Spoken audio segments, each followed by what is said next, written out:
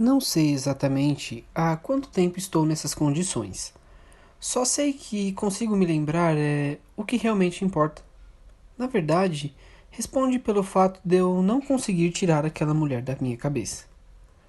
Tudo começou numa noite de quinta-feira. Já eram quase 22 horas e eu já me encaminhava para casa, dando como encerrado o expediente. Porém, percebi o chamado para mais uma corrida, não muito longe de onde eu estava.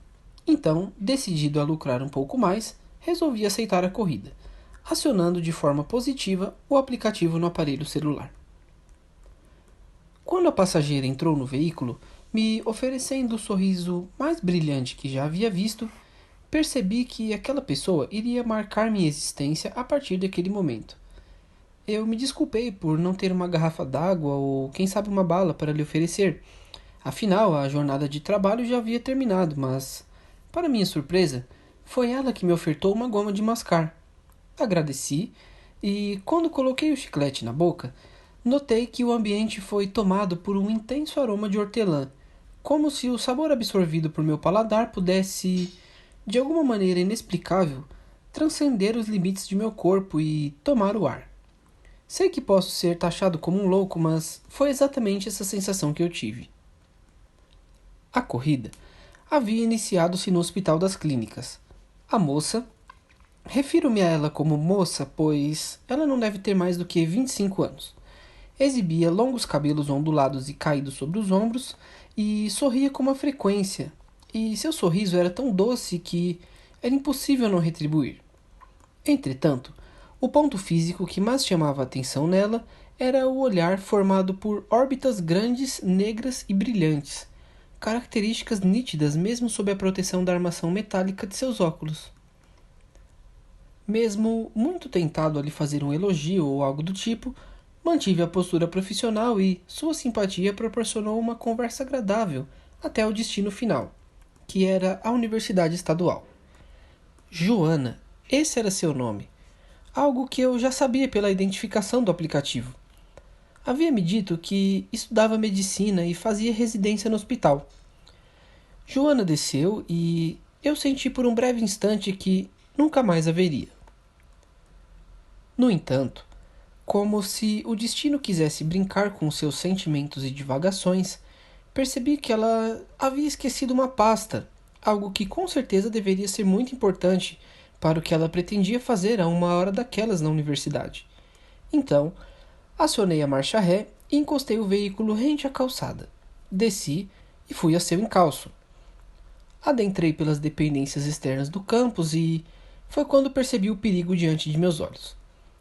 Joana estava junto ao que parecia ser um ponto de ônibus ou algo para transporte interno do local, e ela estava sendo subjugada por um cara estranho. No mesmo instante, eu tentei gritar, mas antes que qualquer som pudesse escapar da minha boca, fui invadido por uma sensação desnorteante, como se o ar, as árvores, os prédios, tudo se movesse rapidamente. Em seguida, senti o imenso peso dos ombros para cima. Lentamente, fui perdendo minhas forças e caí de encontro ao solo. Minha mente começou a ficar nublada e, no chão, com a visão cada vez mais turva, consegui perceber que Joana também caía desfalecida, ao passo que o desconhecido corria para longe do local. Antes de perder completamente os sentidos, fui invadido mais uma vez pelo aroma marcante e vivo de hortelã. Mas dessa vez, aquele aroma estava ainda mais forte e marcante.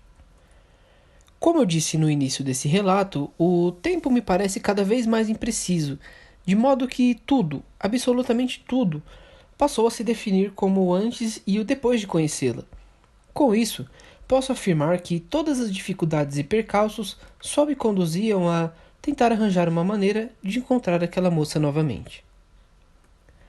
Inclusive vale dizer aqui que eu acordei daquele estranho episódio no meu quarto, sozinho. Eu demorei para encaixar o raciocínio, pois havia saído da casa dos meus pais para morar sozinho há pouco tempo, e por um breve momento o ambiente me pareceu estranho, mas logo remodelei as imagens e pensamentos, sobretudo acerca do novo propósito da minha vida: reencontrar Joana. As areias do tempo brincavam com minha mente e de pouca coisa eu me lembrava. Apenas de ter sido resgatado, levado a um hospital e de ser tratado. Também me recordo dos meus pais, mas tudo em espécie de flashbacks. Pensei em ligar para casa, meu pai e minha mãe deveriam estar preocupados comigo, mas me envergonho em dizer. A única coisa que eu me importava naquele momento era encontrar aquela mulher. Era uma urgência que eu não sei explicar. Eu só sentia que, de alguma forma, Joana precisava da minha ajuda. Decidido, arquitetei um plano. Passei a semana, ou o que me pareceu ser uma semana, rondando por perto do hospital, no mesmo horário daquela chamada, tentando repetir o pedido de corrida. Entretanto, como eu disse, os dias, as horas, os minutos, os segundos, o tempo em si, havia perdido o significado. Era como se a minha vida se movesse exclusivamente nessa direção. Era uma obsessão que tornava o dia a dia, o simples fato de viver, em algo triste e vazio, sem a presença de Joana. Minha vida era como a de um viciado, sem pensamentos para alimento ou sono. Minha alma se corroía até mais que o corpo. Eu juro, eu desejava desistir, mas eu não conseguia. E quando as esperanças já estavam saindo de meu coração, numa noite aleatória de quinta-feira, ela apareceu. Eu rondava o mesmo local na mesma hora para não correr o risco de eventualmente ela acabar entrando em outro veículo. Ela entrou. Sim, era ela. Eu fui brindado pela insistência. Tão logo que ela entrou no meu carro, o aroma de hortelã se impregnou, mas dessa vez Joana estava diferente. Ela não parecia aquela mesma moça, linda e falante de antes. De cabeça baixa, ela apenas me sinalizou em negativa quando esbocei falar algo. Eu juro que eu queria lhe dizer tudo o que estava entalado em minha garganta, mas uma força tão grande quanto a minha determinação parecia me intimidar. Desse modo, a rápida corrida até o campus universitário ocorreu sem qualquer conversa. Porém, apesar de minha frustração, a fixação não acabou e continuei a cercá-la dia após dia, me esquecendo do trabalho produtivo.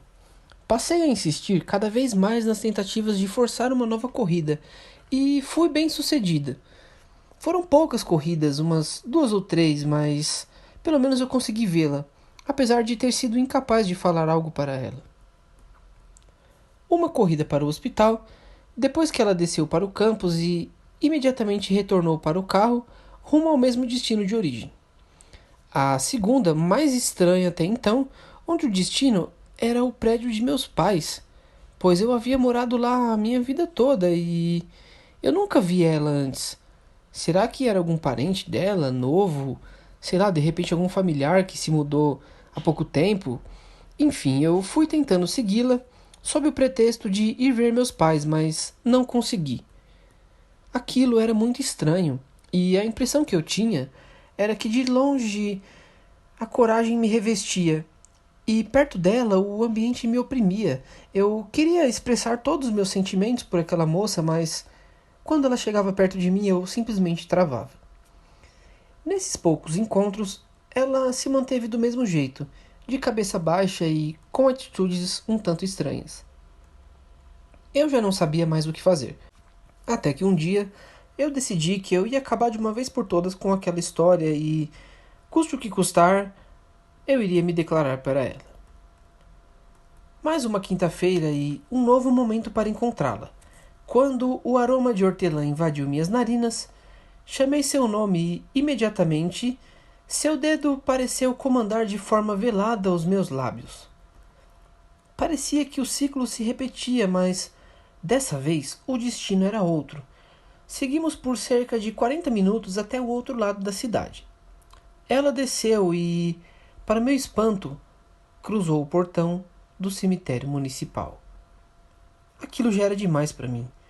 Dessa vez a inibição causada pela força invisível pareceu ser dele, movido pela determinação, pela paixão ou sei lá o que, eu fui atrás dela. Não havia absolutamente ninguém dentro do cemitério. Joana, como se flutuasse de forma sinuosa por entre os túmulos de mármore, adentrava cada vez mais pela penumbra dos jazigos. Eu gritei por ela, tão alto que poderia levantar até os mortos, mas ela não parou para me atender.